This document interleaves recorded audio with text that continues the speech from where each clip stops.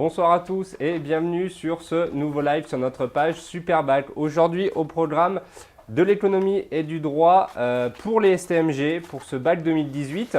Donc on vous a préparé un système de quiz. Donc vous aurez 10 questions d'économie et 10 questions de droit.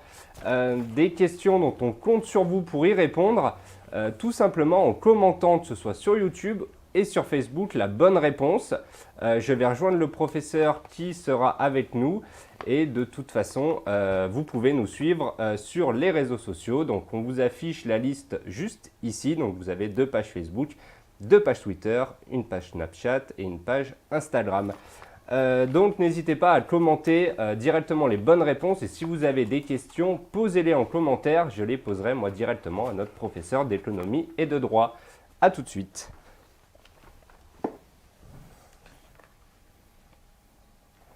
Bonsoir, bienvenue dans ce live d'économie et droit pour les terminales STMG. On va d'abord commencer par l'économie pour les questions.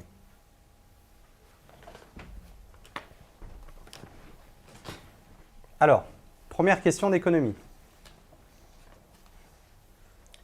Elle va s'afficher. Qu'est-ce qu'un marché?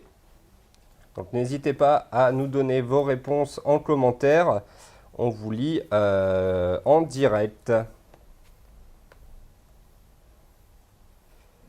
Alors, on n'a que des salutations pour le moment.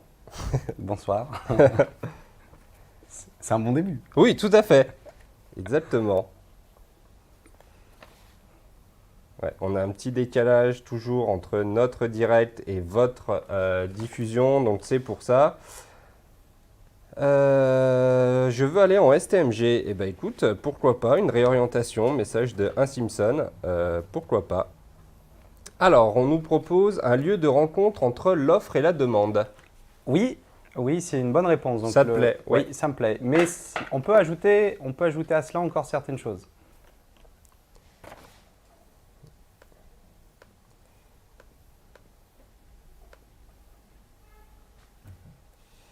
Alors, marché, c'est l'offre et la demande. C'est un lieu de rencontre entre l'offre et la demande. Oui. Un marché où on peut acheter des produits, un lieu de rencontre ainsi que l'offre et la demande. Oui, mais ils oublient un élément. Ah. Pas d'autres propositions pour le moment. Donc, je pense que tu peux donner la réponse. Alors, je vais revenir sur la définition d'un marché. Alors, comme vous l'avez souligné, donc c'est une bonne réponse. Donc, c'est un lieu de rencontre, un lieu d'échange entre l'offre et la demande. Donc, l'offre, principalement représentée par les producteurs, qui sont des entreprises qui vont produire un certain nombre de biens et services, donc vendus sur un marché. Donc, il y a un certain prix auquel les acheteurs, donc la demande, est prête, on va dire, à accepter un certain niveau de prix. Et les producteurs seront prêts à vendre leurs biens et services à un certain niveau de prix. Il manquait encore l'échelle, c'est-à-dire qu'un marché, c'est physique ou virtuel. Vous pouvez acheter tout un tas de biens et services dans différents établissements ou magasins, mais ça peut être virtuel parce qu'il me semble que vous êtes beaucoup à effectuer des achats sur Internet et vous ne rencontrez pas forcément le vendeur, contrairement à un marché où on a une rencontre physique. Et puis il y a également aussi la notion de taille. Géographiquement, on a différents marchés. Vous avez par exemple le marché de l'immobilier au niveau local à Lyon, qui va concerner que des personnes à Lyon, puis le marché mondial de l'automobile, donc on a différents niveaux de marché. Voilà, donc pensez bien à cet élément-là, même si vous le voyez en management, il y a aussi un aspect dans l'économie. Alors, question suivante. Quelle est la principale fonction de la monnaie? La principale fonction de la monnaie. Alors, on avait une question de Xavier qui nous disait comment bien construire une introduction en économie. C'est-à-dire pour la rédaction de la… Oui, j'imagine. Oui, parce que dans l'épreuve d'économie, vous avez un certain nombre de questions et vous avez ensuite une question de développement. Alors, dans l'introduction, si vous voulez bien penser à définir les termes, d'accord, et à présenter, vous n'êtes pas obligé de présenter le plan. Mais le plus important, c'est d'avoir quelque chose de structuré. C'est-à-dire que vous répondez à la question du début jusqu'à la fin, sachant que le plan peut se faire en 2 parties. Vous pouvez choisir un axe, l'autre, ou alors équilibrer un peu les deux. Le plus important, c'est d'avoir un argument dans chaque axe. Si vous voulez, l'introduction fait que quelques lignes. On n'est pas vraiment dans une épreuve de dissertation. On demande une introduction bien plus complète. Tout à fait. Voilà.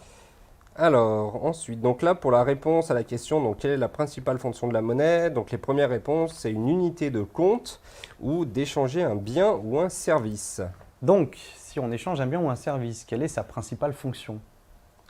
Bonne question. À eux de le dire. Alors, et sinon, l'unité de compte, C'est l'une des fonctions de la monnaie, parce qu'elle Ouais. en a plusieurs, mais sa principale fonction, qui va nous intéresser dans leur programme, je Alors. l'attends, et c'est lié. réponse d'Amina, la monnaie représente un moyen de paiement accepté par une communauté. Oui, donc c'est lié, donc c'est un instrument. La monnaie est d'abord un intermédiaire qui permet l'achat et la vente. Exactement, donc la monnaie est un intermédiaire. Donc là, je pense qu'on peut afficher la réponse à la question. Donc la monnaie, c'est l'instrument essentiel de l'activité économique. Donc si vous voulez, comme l'a dit Amina, elle est acceptée par un certain nombre de personnes. Donc elle va permettre de faciliter les échanges. Avant la monnaie, qu'est-ce qu'on avait? On utilisait le troc, mais le troc est relativement limité.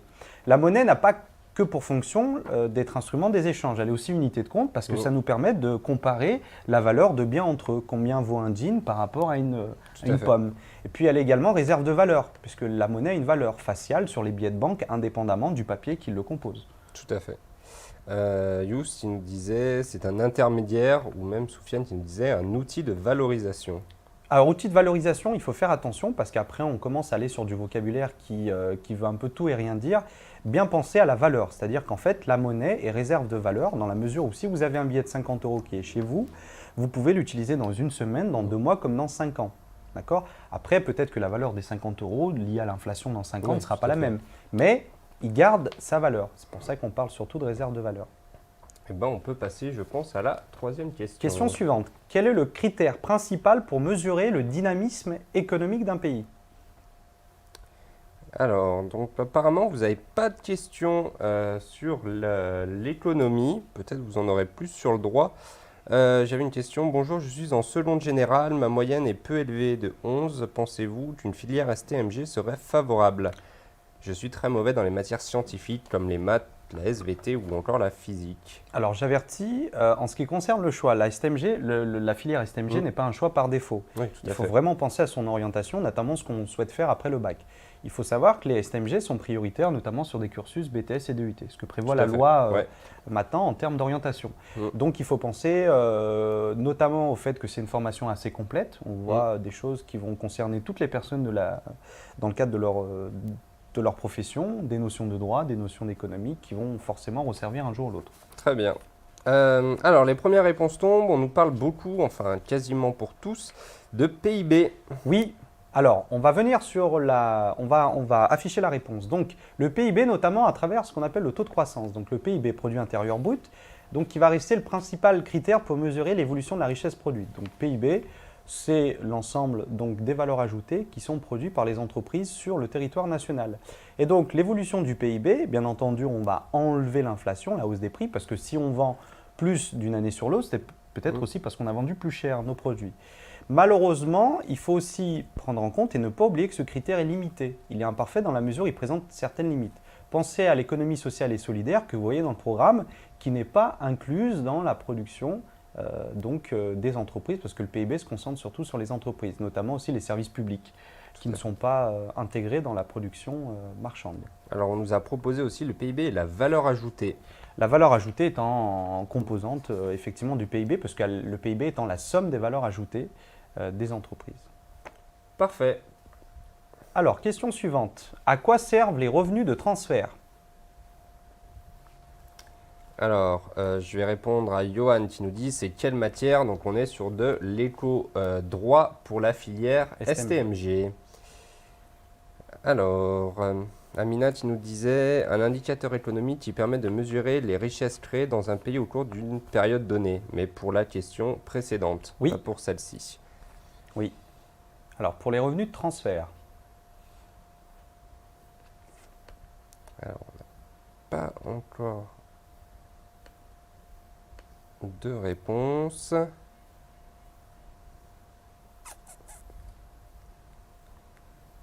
Vous êtes calme ce soir. Alors, première réponse de Djibril qui nous dit réduire les inégalités. Oui.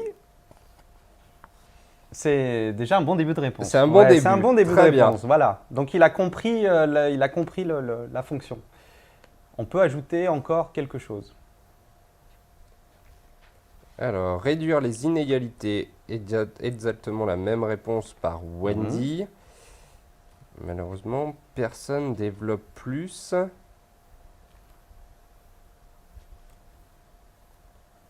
Je pense qu'on peut afficher la réponse. On va afficher la réponse. Donc les revenus de transfert, leur objectif, c'est vraiment de corriger la répartition primaire des revenus. Alors qu'est-ce qu'on a comme revenu ? On a le revenu du travail, le salaire.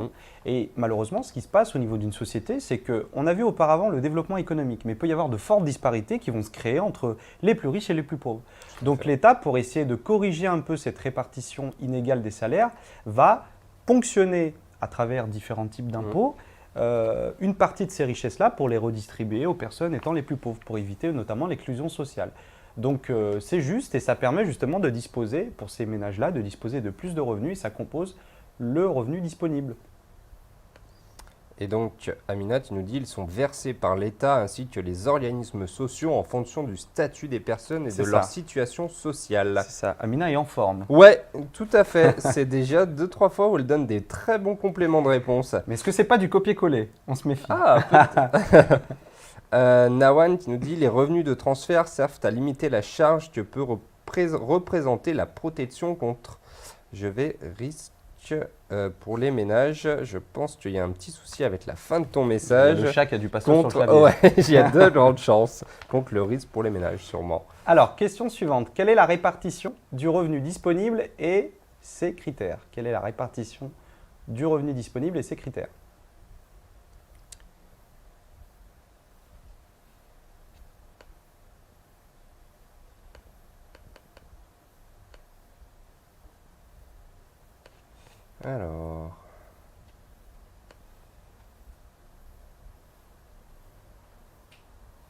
Alors, remarque de Léo pour la technique, lors de l'affichage des réponses, merci de laisser plus de temps pour recopier. Mais de toute façon, Léo, si je ne me trompe, tous ces cours sont disponibles sur notre site ainsi que notre application Bac STMG, téléchargeable et consultable en ligne gratuitement, que tu disposes d'un téléphone Apple ou Android. Tu peux trouver tout ça soit sur le store, soit sur ton ordi. Alors, comment peut-on faire la différence entre le contrat typique, atypique et précaire ? Question d'Iman. Alors, le contrat typique, là, on est plus sur le droit. Je préfère qu'on se concentre sur cette question ensuite. Iman, n'hésite pas à reposer ta question. J'en reparlerai. Exactement. Voilà, exactement. Alors, revenu disponible perçu par le ménage. Alors, est-ce qu'on a des réponses ? Du revenu disponible et ses critères. Alors, qu'est-ce qu'on fait avec le revenu disponible ? Qu'est-ce qu'on en fait ? Et selon quels critères ? Si ça peut vous aider, qu'est-ce qu'on en fait ?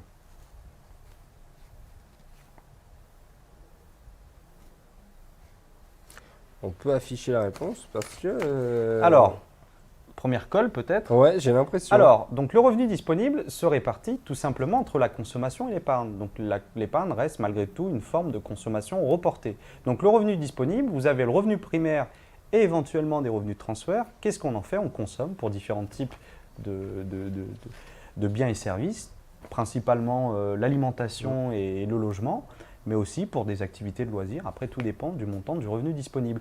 C'est déterminé par des critères économiques, donc plus j'ai un salaire élevé, peut-être que j'aurai plus de dépenses de loisirs, par des critères sociaux, parce qu'on essaye aussi d'avoir des comportements qui sont proches d'une personne à l'autre en fonction de la catégorie sociale à laquelle on appartient ou à laquelle on souhaite appartenir, et culturels, parce que quand vous êtes en France, au petit déjeuner, vous aimez manger des céréales, par exemple, alors que dans d'autres pays, au petit déjeuner, on mange du bacon. Tout est question de culture et de pratique. Exactement. Question suivante.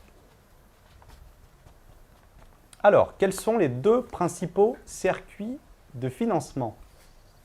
Alors, on avait une remarque de Xavier qui nous disait le système de répartition actuel n'est-il pas un peu lourd pour les faibles revenus ? C'est-à-dire le système de répartition actuel ? J'imagine au niveau tout ce qui était répartition des revenus entre personnes plus aisées et personnes…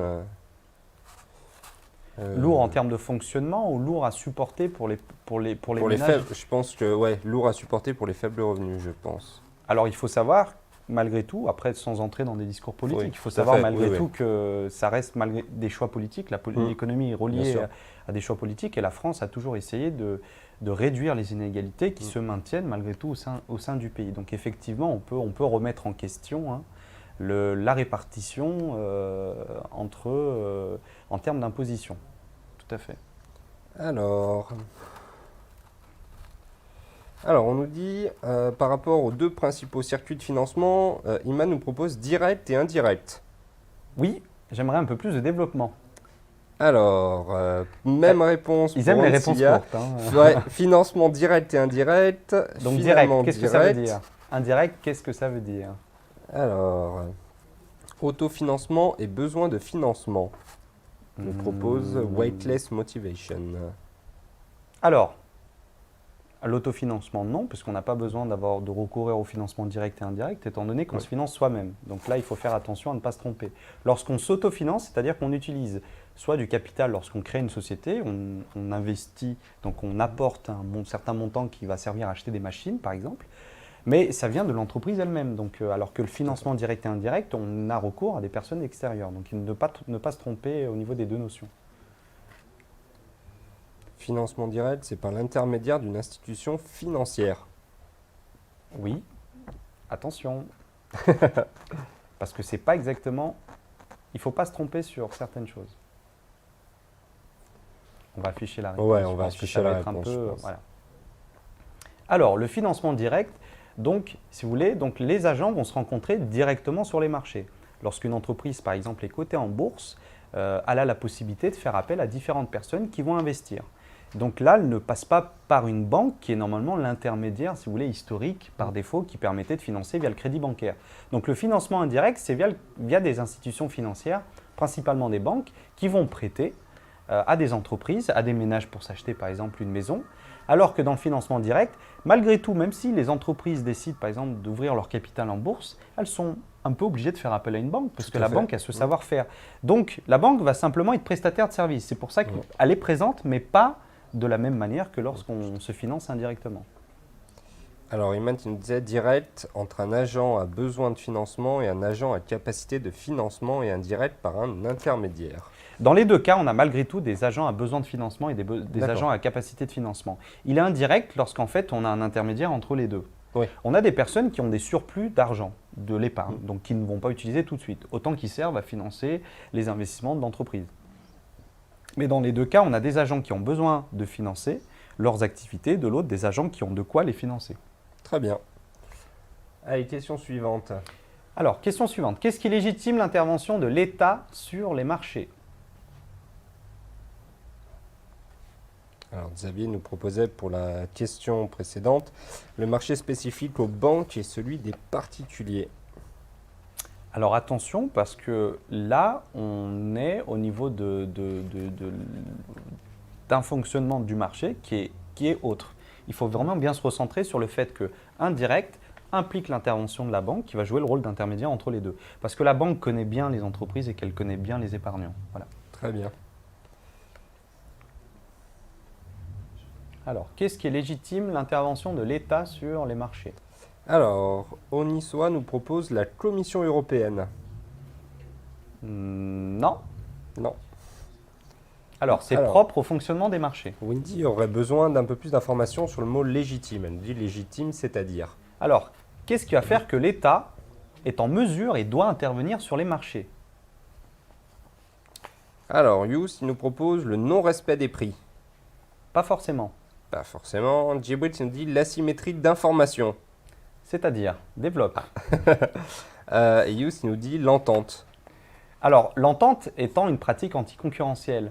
Mais c'est vrai qu'en partie, l'État va intervenir sur le marché pour que les entreprises, les concurrents respectent.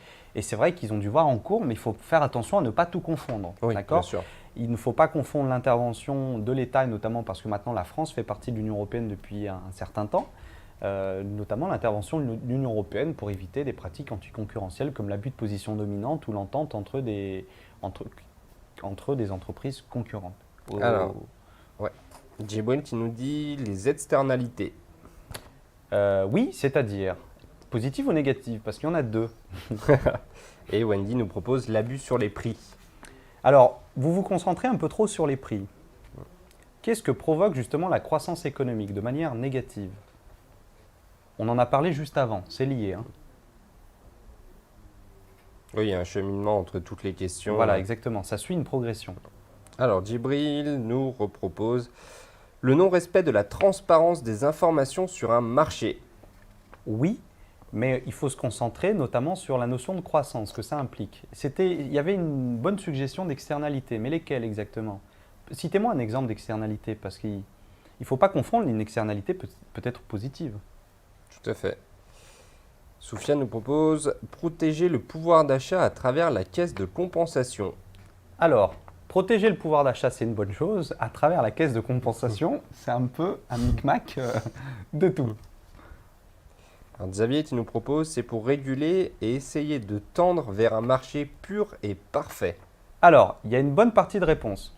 On va afficher la réponse. J'imagine que c'est le côté régulation qui t'appelle. Voilà, exactement. Alors, le côté régulation est important, c'est-à-dire que l'État, le marché est considéré par certains auteurs comme étant, comme fonctionnant parfaitement. C'est-à-dire que vous avez cité quand même des éléments qui sont malgré tout assez justes. On considère que les agents qui interviennent sur le marché disposent d'une information qui est parfaite. Donc, il y a différents auteurs en économie qui se sont opposés à cette vision, considérant que l'économie, si on laissait le marché fonctionner en tant que tel, on aurait des problèmes. Notamment dernièrement avec un certain nombre de crises, dont la crise de 2008. Donc l'État va essayer d'intervenir justement pour corriger un peu les défaillances et les imperfections du marché.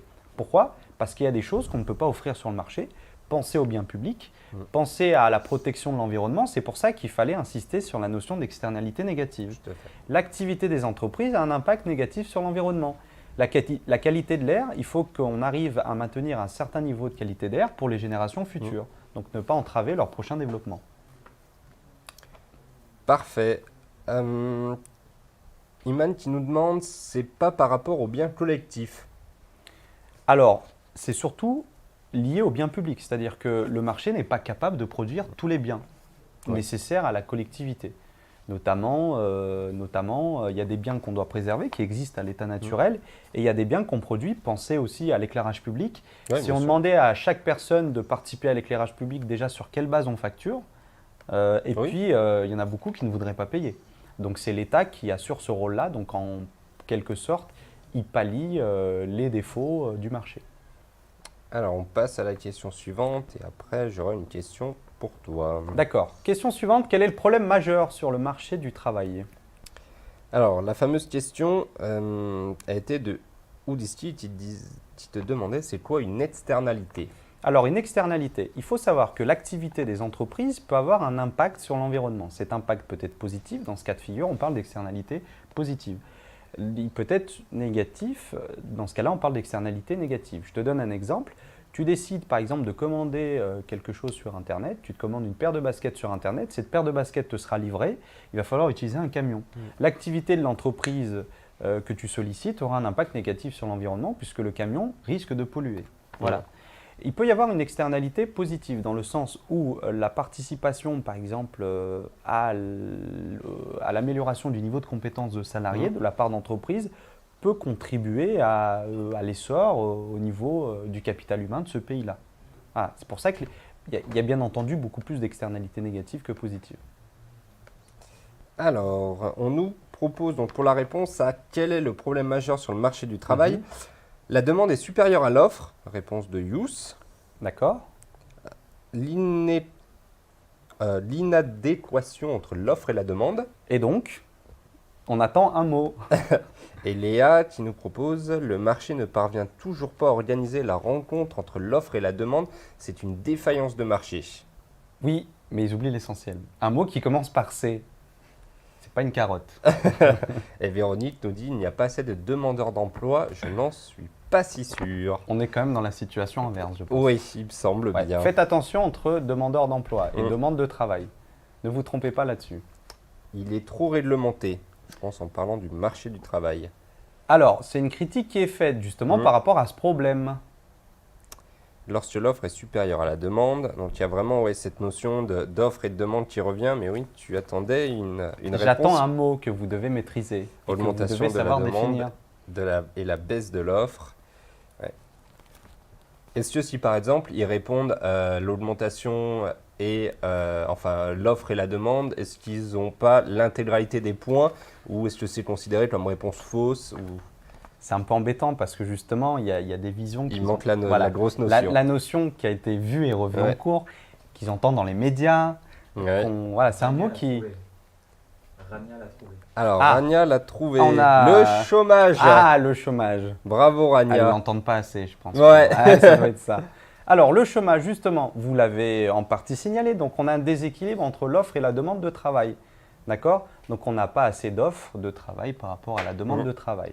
Donc, après, effectivement, il y a différents auteurs qui se sont affrontés par rapport à la vision du chômage. Donc, il y a une vision classique qui dit que le chômage est volontaire. Donc, en fait, les salaires doivent être flexibles pour qu'on ait un niveau de salaire relativement bas pour qu'on puisse, entre guillemets, embaucher tout le monde. Donc, le travail est une marchandise pour les auteurs classiques. Keynes s'est opposé à cette vision-là, considérant que le marché pouvait fonctionner avec ce qu'il appelait un équilibre de sous-emploi. C'est-à-dire qu'il y a un taux de chômage qui est structurel et qui en fait définit le taux de chômage qui est le chômage d'équilibre qui permet en fait au marché de l'emploi de fonctionner.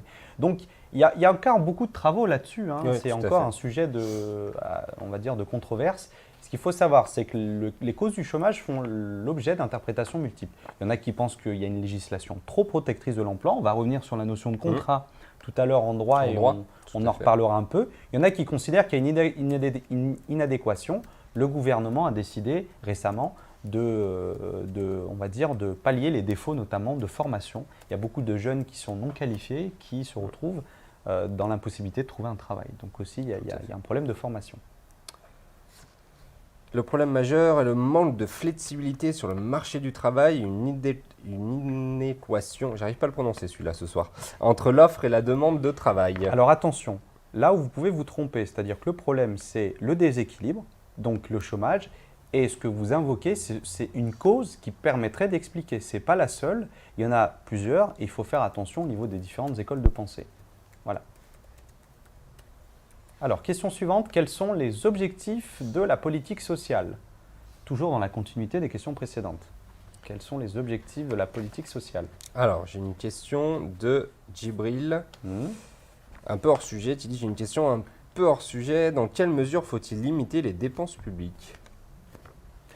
C'est compliqué parce que ça dépend de choix politiques. Encore une fois, tout dépend du gouvernement en place. Alors, Keynes a expliqué que parfois il était bon, il était judicieux pour un État de dépenser un peu plus pour stimuler la demande, qui va permettre aussi de stimuler l'investissement, parce que les entreprises gagneront un peu plus d'argent et seront peut-être en capacité de recruter plus de monde. Encore une fois, ce n'est pas si simple et ça dépend des gouvernements en place. Donc après, il y a différentes visions. Je ne peux pas vraiment répondre à cette question, ce n'est pas évident. Oui. Alors, première réponse d'Onissois qui nous dit réduire les inégalités sociales par le biais de prestations sociales. Oui, en partie. On a Instaurer un élément de… principe de solidarité. Oui, Wendy, moins d'inégalités. oui, donc ça participe, elles ont compris les objectifs, donc poursuivis notamment par l'État français. Et sinon, Elias nous propose corriger les inégalités de revenus et lutter contre la pauvreté. Oui, ça en fait partie. Donc je pense que là, ils s'en sortent mieux, bien mieux. Donc on va mettre la réponse. Donc objectif, réduction des inégalités, donc notamment entre les plus riches et les plus pauvres. Donc la notion de justice et de solidarité sociale, vous avez bien compris le principe de solidarité, notamment dans un contexte malheureusement où la pauvreté et l'exclusion demeurent toujours. Voilà. Exactement. Pensez au Resto du Cœur de Coluche qui était censé ne plus exister et qui existe encore. Qui existe toujours. Voilà. Donc les objectifs, c'est de payer les impôts pour aider les plus démunis et de lutter contre les inégalités sociales. Exactement.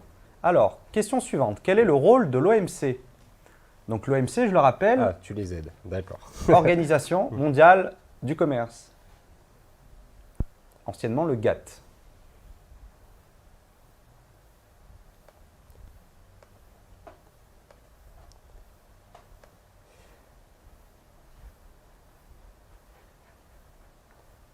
Alors, il y a moins de propositions pour le moment. Pas de questions non plus, hein. Je le rappelle, si vous avez des questions à poser, que ce soit là tout d'abord en économie, n'hésitez pas à nous les poser. Ça peut être sur la rédaction de votre bac devant votre copie, des questions de méthodologie, mais aussi des questions de cours. Donc, n'hésitez pas à poser toutes vos questions. Alors, première réponse de Véronique, nous dit favoriser le libre-échange. Oui, ça en fait partie. Mais ce n'est pas sa seule Sa seule fonction. partie. Voilà. Il ne fait pas que ça. Alors, Onissia ne peut pas répondre à cette question parce qu'elle n'a pas vu ce chapitre encore. C'est possible que oui. Alors Ouais. pour certains, après tout dépend de la progression pédagogique Exactement. de l'enseignant. Il y en a qui décident de voir ça en fin d'année. Attention, ne mettez pas de côté cet aspect-là parce que Ouais, vous tout pouvez à avoir fait. un sujet qui traite Qui de tombe n'importe quel là-dessus. aspect du programme. Vous êtes censé avoir tout vu Oui, en tout terminale à et fait. première. Alors, Wendy nous propose le rôle de l'OMC nous permet de faciliter les échanges commerciaux. Oui, mais entre qui et qui? Et Il manque un petit mot. Il manque un petit mot. Et donc, Je suis pointilleux ce Véronique, soir. oui, je vois ça. Et donc, Véronique complète sa réponse de favoriser le libre-échange avec les échanges mondiaux. Oui, mais c'est pas le mot. Ça commence par Ouais. M, mais c'est. Donc, elle permet d'organiser les échanges entre les pays. Oui. On n'a pas encore fait ce chapitre, on est encore sur les chapitres de prestations sociaux. Ben, au moins, elles s'avanceront. Tout à fait, Voilà, elles c'est prennent de toujours mieux de l'avoir l'avance. vu avant.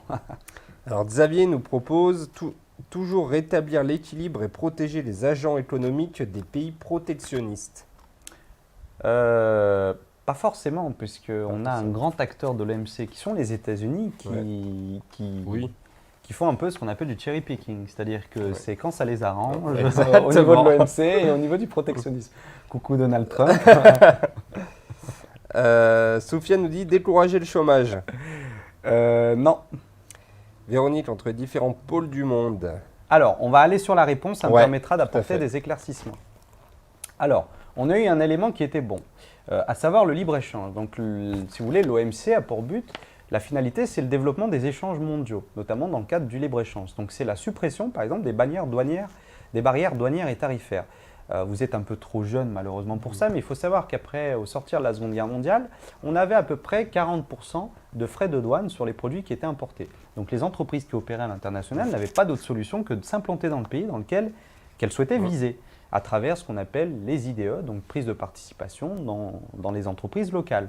Au fur et à mesure, en fait, les différentes négociations multilatérales, c'est-à-dire entre tous les pays membres de l'OMC, qui était anciennement le GATT, ont permis, si vous voulez, la création, surtout l'essor du commerce international et notamment le développement des échanges de produits entre les pays. Alors, ce qu'il faut savoir, c'est que depuis les années 2000, on assiste malgré tout à un espèce de retour de mesures protectionnistes, mais elles ne sont pas sous la même forme que les anciennes. On ne peut pas revenir sur des pratiques de frais et de tarifs douaniers excessifs. Donc maintenant, c'est plus un peu des taux de change. On change un peu les taux de monnaie, ce que pratiquent les États-Unis vis-à-vis de l'Europe, avec un dollar relativement bas, ce qui permet d'en fait de pousser les gens à acheter de plus en plus de marchandises en provenance des États-Unis. C'est pour ça que j'ai critiqué un peu Donald Trump. Donald Trump, qui est réputé pour son intelligence. Et donc l'OMC est chargé de définir ces règles. Donc première fonction, libre-échange, elle s'oppose à ce qu'on appelle à du régionalisme. Elle n'aime pas trop ce que fait l'Union européenne, elle n'aime pas trop ce que font des pays un peu entre eux, elle veut que tout le monde soit logé un peu à la même enseigne. Deuxième fonction, elle va régler des différends entre les pays. Il y a des pays qui ont des désaccords sur des échanges et en fait, elle va jouer le rôle d'arbitre. Voilà. Donc ça vous permet d'avoir un peu d'avance sur l'OMC. Alors ensuite, je pense que l'on va passer donc Alors, au droit. On va passer au droit. Sinon, bah oui, je te laisse poser la question et après j'en ai une pour toi. Alors, première question de droit, quelles sont les obligations des deux parties dans un contrat de travail légalement formé? Alors, question de Djibril. Comment faire une phrase d'accroche? Question de méthodologie. Alors, en ce qui concerne la phrase d'accroche, donc bien utiliser un contexte d'actualité, mais il ne faut pas en faire trop. Il ne faut pas que ça relève du registre mélodramatique. Politique, Voilà, ce n'est pas le but. Alors, imaginez par exemple que vous ayez un sujet sur notamment les déséquilibres économiques ou la crise, ou par exemple le chômage. Vous pouvez évoquer que depuis 2008, on a quand même eu plusieurs crises en Europe et que peut-être que l'intervention de l'État serait légitime. Ça permettrait de faire une accroche. Toujours bien penser à ce que l'accroche soit en lien avec le sujet.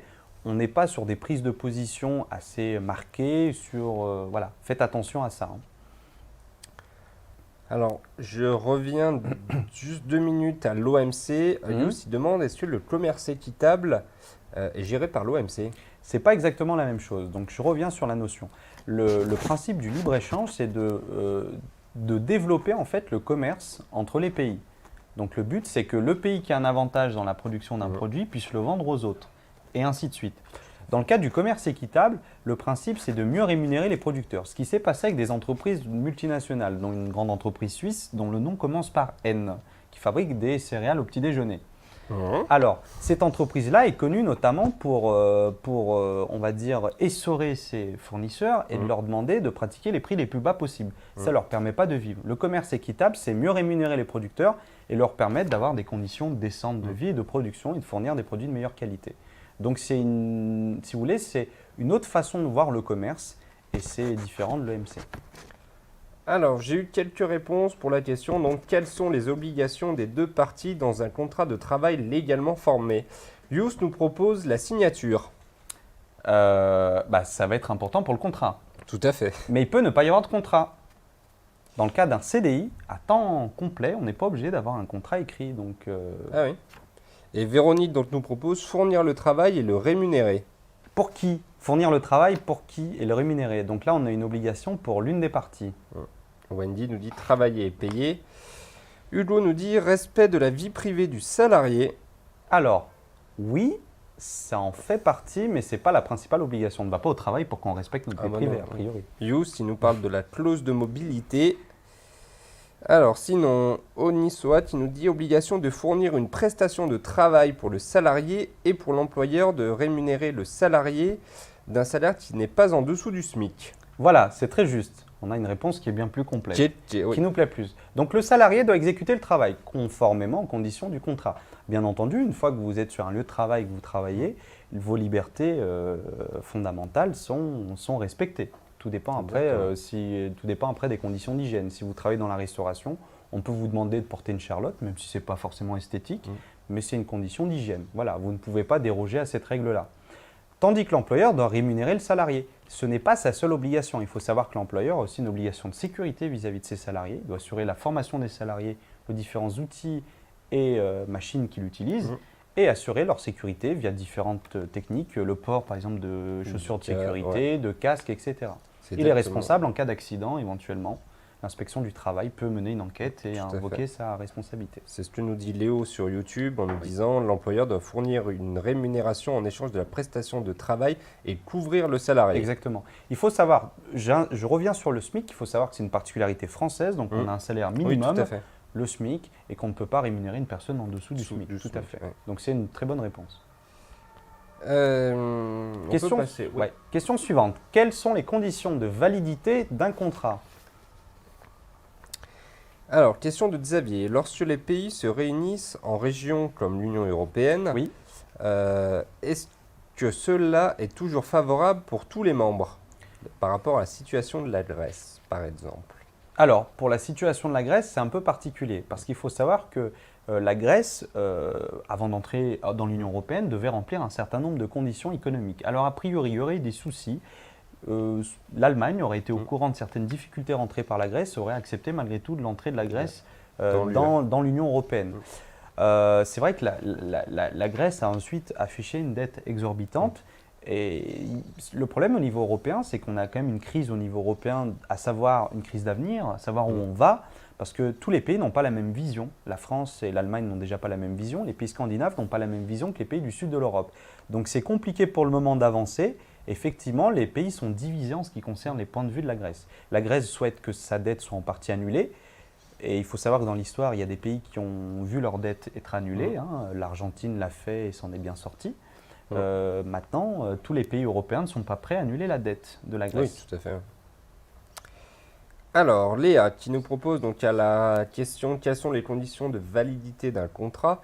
Le travail est raison pour laquelle l'employé recrute le salarié. La rémunération est le lien de subordination. L'employeur a autorité sur son salarié. Alors, c'est pour cette question ou pour le… Peut-être la précédente. Peut-être la précédente.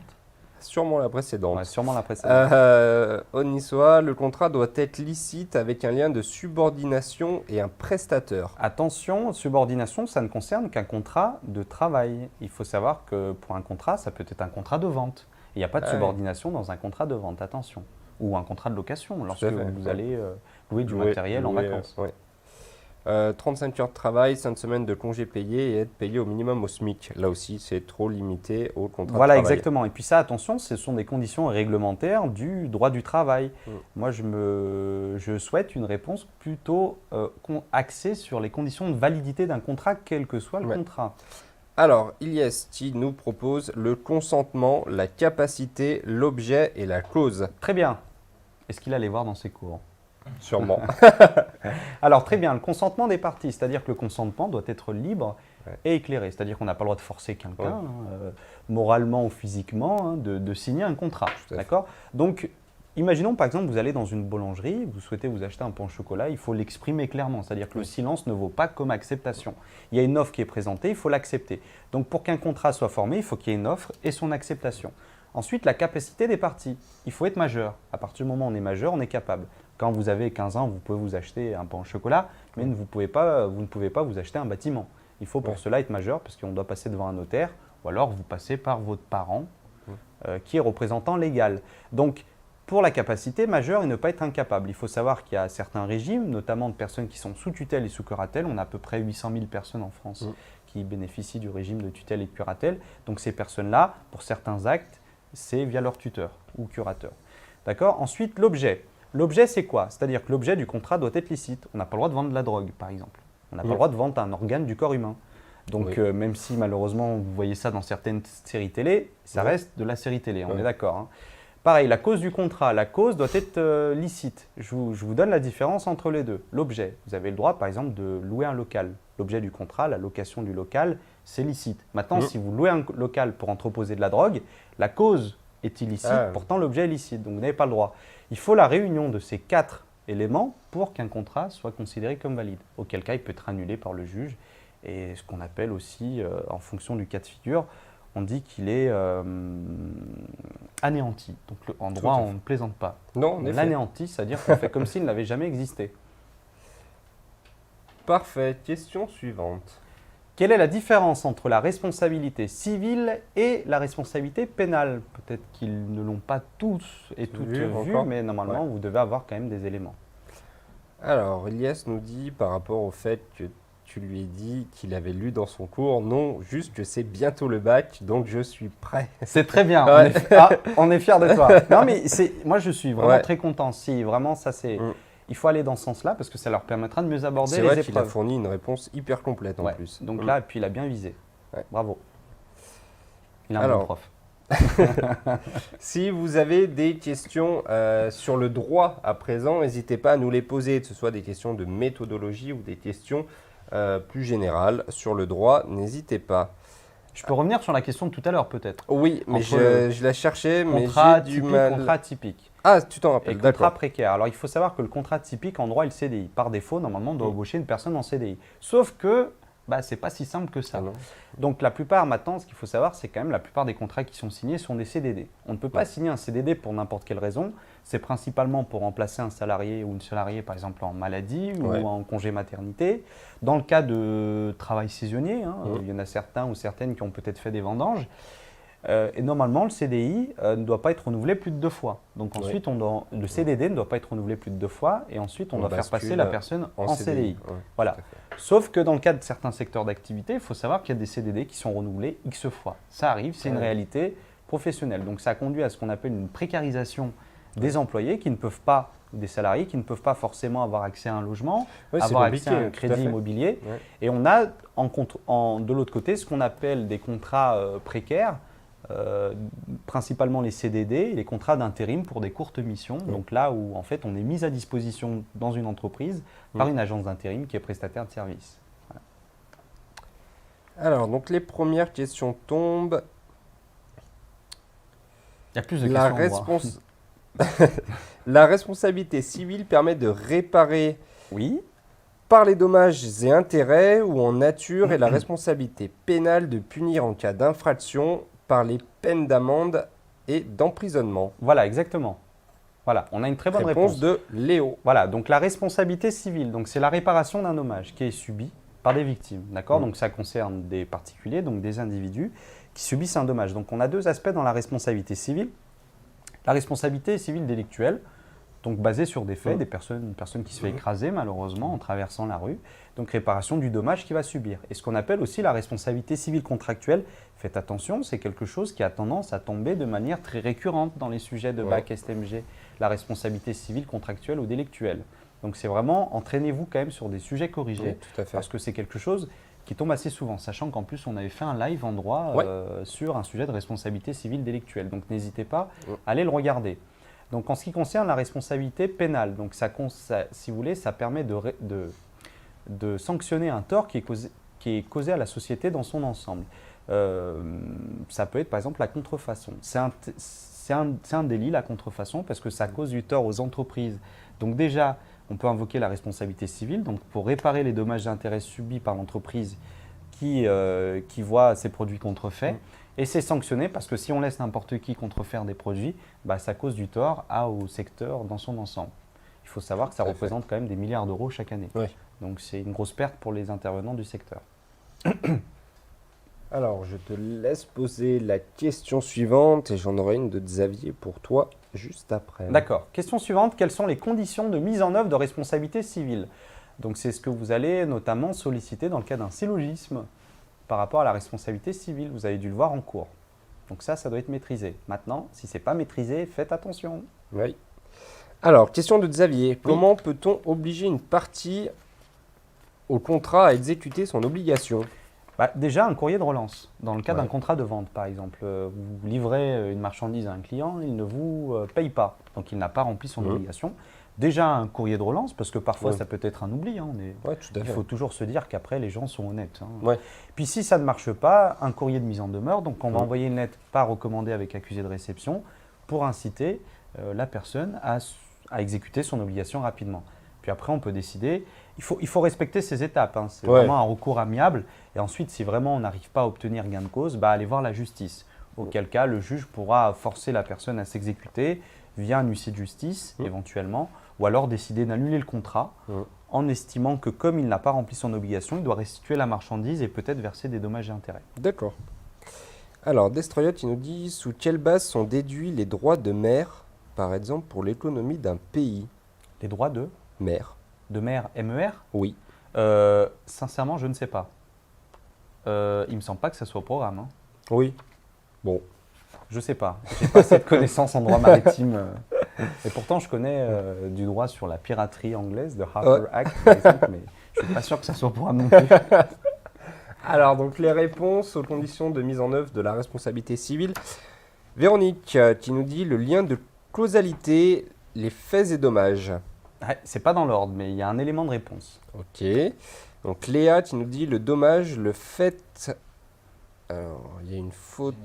Générateur. Oui, ça, c'est bon. Le lien de causalité sont les conditions de mise en œuvre. Ah oui, il m'en manque une. Il t'en manque une. Et Léo, tu dis dans la responsabilité civile, il faut un lien de causalité, le fait générateur et le dommage. C'est jamais dans l'ordre. C'est jamais Pourtant, dans on va l'ordre. vous demander de mettre ça dans l'ordre. Et Bon, Nawan, donc on va- le lien de causalité, dommage identifiable et un fait générateur. Non Oui. plus. Oui, mais c'est toujours pas dans l'ordre. Alors, Alors, on va se concentrer cette fois-ci, Ouais. on va vous l'afficher dans l'ordre. D'abord, qu'est-ce qu'on a? Il va falloir avoir ce qu'on appelle la preuve. Bon, d'abord, le fait générateur, c'est qui va causer le dommage. Un adulte traverse la rue, il se fait écraser par une voiture. Donc la voiture percute la personne à ce moment-là, donc il y a un fait générateur.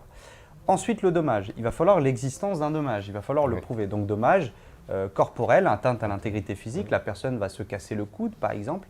Matériel, il peut y avoir de la casse d'objets matériels. Moral, on peut être triste lorsqu'on se retrouve à l'hôpital, hospitalisé pour ces raisons-là, ou lié par exemple au fait de ne pas pouvoir exercer une passion ou un métier pendant ce temps-là. C'est pour ça que je vous invite vraiment à regarder le live qu'on a fait du sujet qu'on a développé c'était quand? Fin novembre? C'était en décembre. Donc on a fait une correction notamment sur un cas de responsabilité civile. Donc inspirez-vous-en parce que j'ai dans ce live donné quelques conseils en termes de rédaction. Donc allez le regarder. Dernier élément, lien de causalité. C'est-à-dire que lorsque la personne malheureusement subit un accident de la route, il faut qu'elle aille consulter un médecin tout de suite pour qu'on puisse établir vraiment la causalité. Ça veut dire que le dommage a bien été causé par le fait que le véhicule l'ait percuté. Parce que si la personne rentre chez elle et qu'elle tombe dans les escaliers et qu'elle se blesse, on ne peut pas forcément établir la causalité entre l'accident et le dommage. Donc ce n'est pas évident. Mais attention à bien respecter l'ordre. Question suivante. Quelles sont les conditions d'exonération de la responsabilité civile? Donc, dans certains cas de figure, on peut exonérer donc, la responsabilité. Il y en a 3. Je vous aide un peu. Je ne vous demande pas dans l'ordre cette fois-ci. Ça va.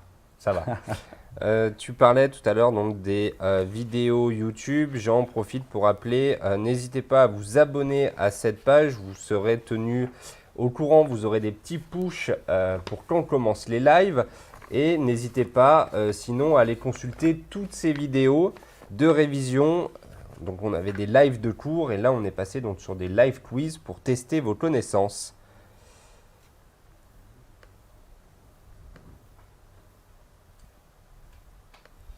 Alors, le fait de la victime, le fait d'un tiers ou en cas de force majeure. Réponse de Léo. Très bien. Ce n'est pas dans l'ordre, mais on accepte. Bon. Parfait. Alors, donc on va revenir. Donc l'exonération peut être totale ou partielle. Donc la force majeure, un événement qui va être extérieur, une tempête, un événement climatique, imprévisible et surtout irrésistible. On peut rien faire contre ça. Donc là, il y aura une exonération qui va être totale. Deuxième cas de figure, le fait de la victime. La victime a participé partiellement ou totalement au dommage. Donc elle est responsable. Je vous donne un cas de figure. Vous êtes dans un domaine skiable, vous décidez de sortir du domaine skiable, auquel cas vous prenez un risque et on ne peut plus invoquer la responsabilité du domaine skiable. Donc si vous vous blessez, malheureusement, c'est le fait de votre faute, parce que vous avez fait une faute. Après, si le domaine skiable n'était pas bien délimité, il peut y avoir l'invocation de la responsabilité en partie du domaine skiable qui n'a pas rempli son obligation de délimitation. Et enfin, le fait d'un tiers, c'est-à-dire qu'une autre personne a participé au dommage. Donc, dans ce cas-là, l'exonération également peut être totale ou partielle. C'est une notion que vous avez plutôt bien saisie parce qu'il y a eu rassurant. énormément de bonnes réponses. Ouais, c'est rassurant, je suis content. On peut passer à la question suivante. Alors, quel contrat, j'ai peut-être donné la réponse avant. Quel contrat n'est on va pas voir si vous obligatoirement avez suivi. écrit?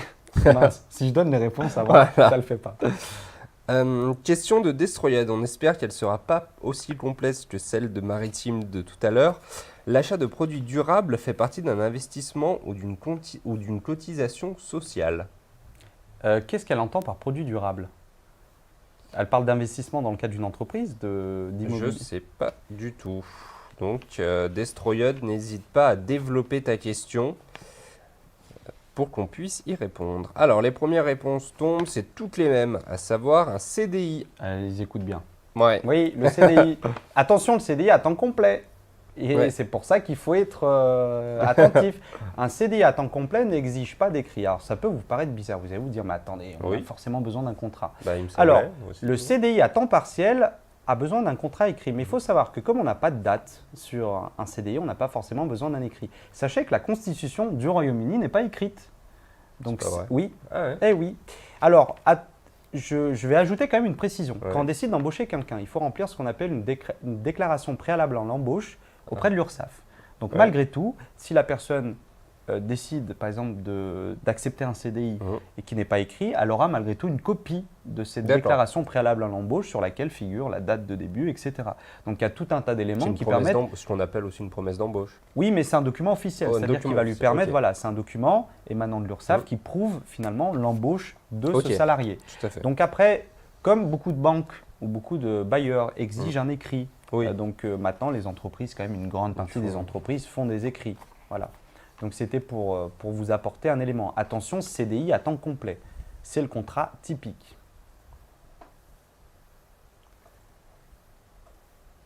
Alors, question suivante. Quelles sont les deux façons de rompre un contrat de travail? Alors, je reviens à la question de Destroyed, qui nous l'a complété. Donc, qui était l'achat de produits durables fait partie d'un investissement ou d'une cotisation sociale dans une opération économique. J'ai pas plus d'informations. Pas plus d'infos. Donc, je suis désolé, repose complètement ta question. Je suis désolé, mais j'ai… Alors oui, parce que est-ce que c'est lié à la comptabilité? Mais je pourrais… Qu'est-ce qu'il entend par bien durable? Est-ce qu'il entend le bien durable comme une automobile ou… Je vois pas, parce que là, c'est plus de la gestion. Alors, donc, quelles sont les deux façons de rompre un contrat de travail? Véronique qui nous parle de démission et de licenciement. Wendy, une lettre recommandée et licenciement. Et Léo qui nous dit qu'il peut être rompu par un licenciement ou bien une démission. Alors, c'est juste, le licenciement et la démission. Donc ça, c'est bien juste. Alors, On va afficher la réponse et je Ouais. vais apporter des éléments. Tout à fait. Alors, il faut savoir que la démission est à l'initiative du salarié. C'est un droit de travailler, ce n'est pas une obligation. Donc, le salarié, à tout moment, peut demander de démissionner, c'est-à-dire de quitter son poste de travail. Attention, il y a un certain nombre de choses à respecter. Le préavis, c'est-à-dire qu'il y a une durée légale à respecter en fonction du contrat qu'on a signé, de la convention collective, c'est-à-dire qu'en fonction du secteur d'activité dans lequel on travaille. D'accord ? Tandis que le licenciement, qu'il soit individuel ou collectif, est à l'initiative de l'employeur et exige une cause réelle et sérieuse. On n'a pas le droit d'invoquer X cause, notamment, par exemple, si une personne est une fois en retard au travail, on ne peut pas le licencier pour ça. Et le respect de formalité, ça veut dire qu'à partir du moment où on licencie une personne, sauf pour faute lourde, auquel cas le licenciement vaut sur le champ, est applicable tout de suite, il faut envoyer un courrier recommandé avec avis de réception et la décision de licenciement doit être expliquée au salarié qui a le droit d'être accompagné d'un représentant syndical. Voilà. Tout à fait. Et il faut savoir, je vais ajouter aussi quelque Oui. chose, la démission peut être orale, tandis que le licenciement est écrit, c'est-à-dire qu'une démission peut Il être est valable à acceptée. l'oral? Voilà, exactement, même si c'est Ah ouais. rarement le cas, mais si Ouais. le salarié indique clairement qu'il souhaite démissionner Ouais. devant son employeur, il peut l'accepter. D'accord. Donc, il n'y a même pas besoin de papier. Pas forcément, D'accord. même très si bien. généralement on Oui, on le préfère qu'il y ait une demande, lettre, voilà. Oui, des preuves. Comme pour le CDI, on préfère Ouais, qu'il y ait un tout à contrat fait. écrit. Iman qui nous dit il y a également une rupture conventionnelle. C'est vrai, mais dans votre programme, on va surtout Ouais. se concentrer, oui, puis il y a aussi le départ à la retraite. Aussi. On oublie, Tout à il fait. faut avoir atteint l'âge de la retraite. Ouais. Mais On en est effectivement, loin. dans votre programme, si vous voulez, on va se concentrer vraiment sur la maîtrise de la démission et du licenciement. Mais effectivement, la rupture conventionnelle, surtout c'est prévu pour les CDI. Voilà, oui, c'est une bonne réponse, très bonne réponse. Alors, je pense que la technique nous a remis la même question, non? Ça fait un déjà vu, Ouais, j'ai l'impression. une boucle temporelle. Alors, je te laisse la poser. Alors, question suivante. Quelle est la différence entre l'entreprise individuelle et la société? Attention, d'un point de vue juridique, entreprise individuelle et société sont deux choses distinctes. Ne confondez pas le mot entreprise et société. Entreprise, c'est dans le langage Ouais. courant, tandis que société est un terme juridique. Alors, on a des questions pour toi. Pourquoi on licencie un salarié pour cause de manque professionnel? Mais si le, La réponse est dans la question. j'ai oui, l'impression. mais si le salarié n'est pas en capacité d'exécuter le travail demandé, qui est une obligation, Ça, l'employeur c'est peut nouveau, non? le- C'est une clause nouvelle. Il me semble que le salarié, s'il est considéré comme étant incompétent dans l'exercice Ouais. de ses fonctions, peut être licencié, oui. Ok. Après, bien entendu, il faut que ça soit motivé. Il a Oui, le droit tout à d'être fait. défendu par un Le représentant représentant syndical. Tout à fait, syndical. voilà. Sachant Mais que le salarié est Par protégé. exemple, là-dessus, il se base sur la fiche de poste, par exemple? Oui, Ouais, oui, et sur tout les à fait, différentes, ok. différentes Missions, missions ok. qui sont fournies. Alors, peut-on obliger une entreprise à recruter si elle détient beaucoup trop de machines? Un fort degré d'automatisation. Malheureusement, non. Non. Non. Malheureusement, non, puisque. Et puis, c'est pas forcément si simple que ça, parce qu'avec l'Union européenne, eh ben, on n'est pas obligé de forcer une entreprise à s'installer sur un territoire donné. Donc, elle peut le Ouais. faire un peu n'importe où. Et puis, on ne peut pas imposer de l'imposition lorsqu'on circule dans différents pays de l'Union européenne. Donc, on a le droit de travailler en tant que Français dans un pays de l'Union européenne.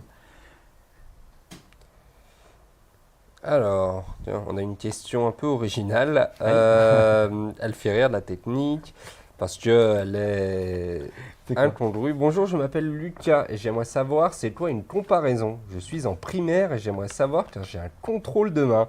Merci Alors, DigiSchool. je Une suis pas comparaison. sûr- une comparaison. Alors, C'est une figure de style. ouais. C'est lorsque.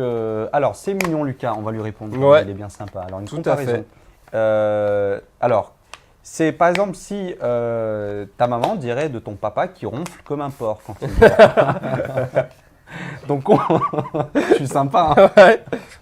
Mais ne le dis pas à tes parents, attention. J'espère que Bah, ses parents regardent tu pas. vois, dans le fond, il a écrit c'est quand je compare, par exemple, je suis grosse comme une baleine. Voilà, Donc, tu exactement. Donc, la comparaison, donc d'abord, il y a l'élément qui est comparé. Tout à fait. Et puis, il y a l'élément qui compare. Et puis, il y a le mot comme entre les deux. Exactement. Ronfler comme une baleine. Donc, ça permet d'apporter c'est une figure de style, Voilà. hein, ça permet d'apporter un effet justement à la production. Allez, on revient au droit éco J'aurais STMG. cru faire ça. Ouais, moi non plus. Avec Léa, qui nous propose en réponse, la société est une personnalité morale identifiée par sa dénomination sociale, son siège social et sa nationalité. Très bien. Et une entreprise individuelle? Ouais, elle n'a pas complété. Mais c'est bien, elle a très bien ouais. répondu à la notion de société. Alors, une entreprise individuelle, on est patron de soi-même. Une société, il y a des salariés et un chef, c'est pas ça. Alors, attention, parce que dans une entreprise individuelle, on peut employer malgré tout du personnel. Alors,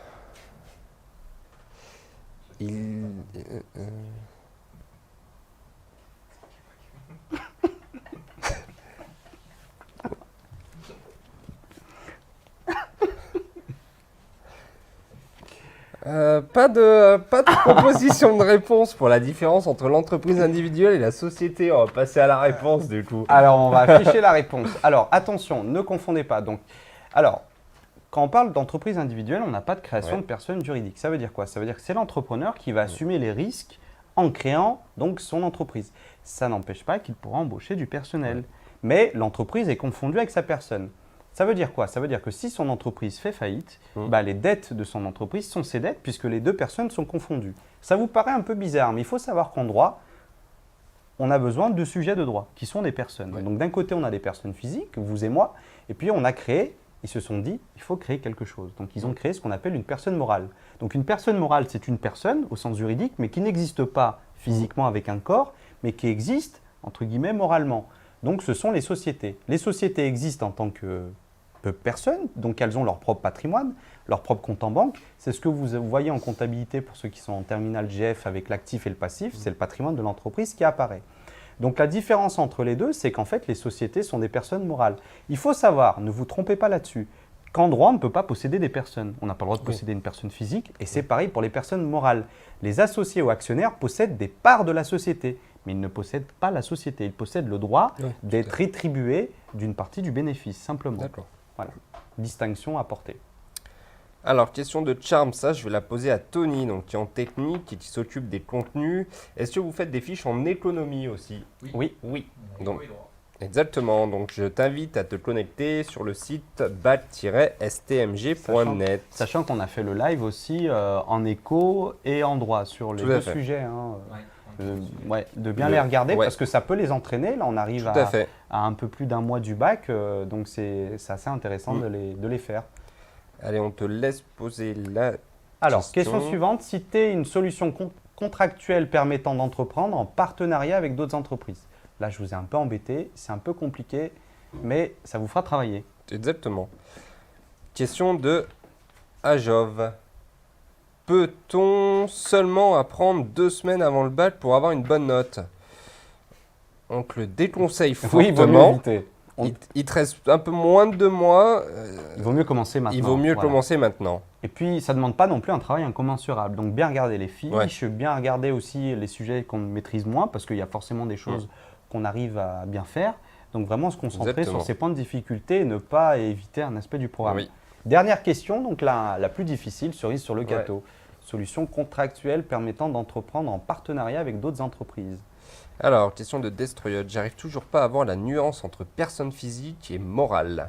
Alors, ce qu'il faut savoir, si tu veux, c'est que quand tu décides, je vais le tutoyer, quand tu décides par exemple de créer une entreprise, tu as le choix d'un côté entre l'entreprise individuelle et la société.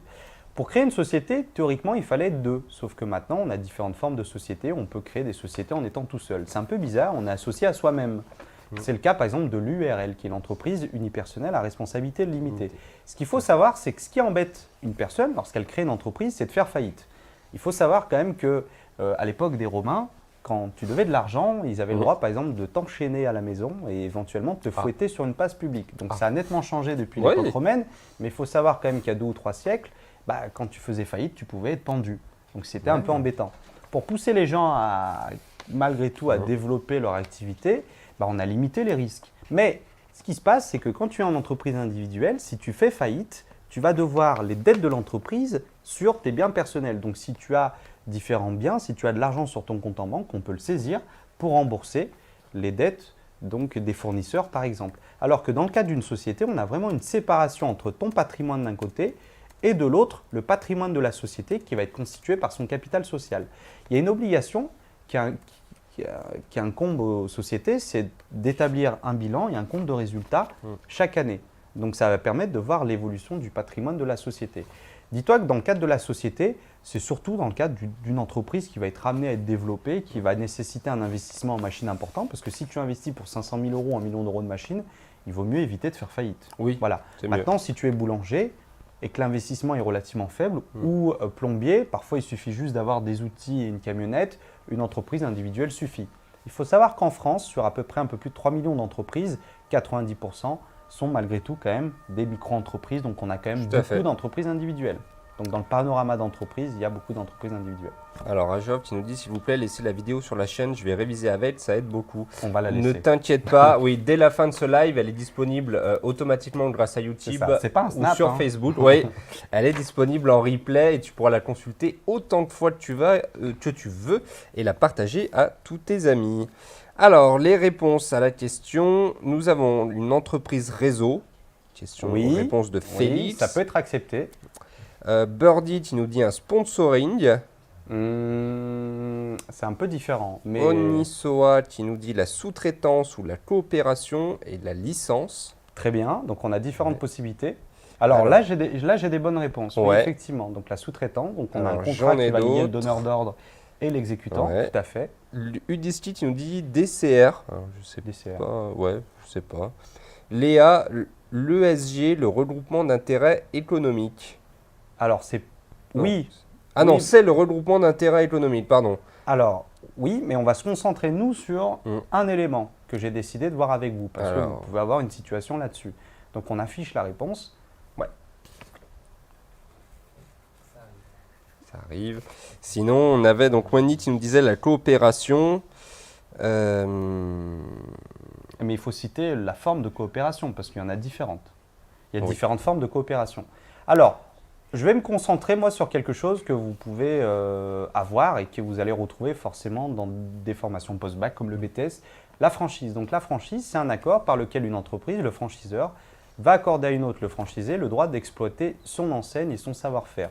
Je vous donne un exemple. Il y a beaucoup, par exemple, de commerces qui décident de développer leur réseau. Ça permet de se développer assez rapidement, en fait, parce que le risque est assumé par le franchisé. D'accord. Le franchiseur accorde le droit au franchisé d'exploiter son nom commercial. Il va l'aider, il va l'accompagner dans le domaine de la beauté. Moi, j'ai des filles en BTS dans le domaine de la beauté, dans le domaine des spas. Par exemple, on a les spas 5 mondes et on a différentes enseignes qui se développent via le système de franchise des commerces. Tout à fait.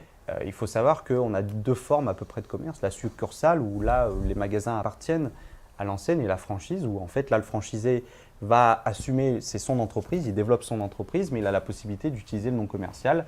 Il est appuyé commercialement par le franchiseur. Il faut savoir que ça a plus ou moins de réussite. Et le contrat lie les 2 parties pendant un certain nombre d'années. Donc c'est un cas de figure que vous pouvez être amené à revoir en BTS MUC ou dans d'autres BTS. Eh bien, on va s'en arrêter là. Ça fait bientôt plus d'1h15 qu'on est en live avec vous. On vous remercie grandement pour toutes vos réponses qui étaient plutôt bonnes. Merci pour les réponses. Ouais, tout à fait. On arrive bientôt à 2 mois du bac, donc n'hésitez pas à mettre un dernier coup de collier. Bon courage dans vos révisions. On vous a raffiché la liste de tous nos réseaux sociaux que vous voyez juste ici. Donc n'hésitez pas à nous suivre, n'hésitez pas à vous abonner à cette page YouTube, à liker ainsi qu'à partager. On vous souhaite une bonne soirée, on espère, de révision et on vous dit à bientôt chez DigiSchool. À bientôt. Merci à toi, chez DigiSchool. Merci.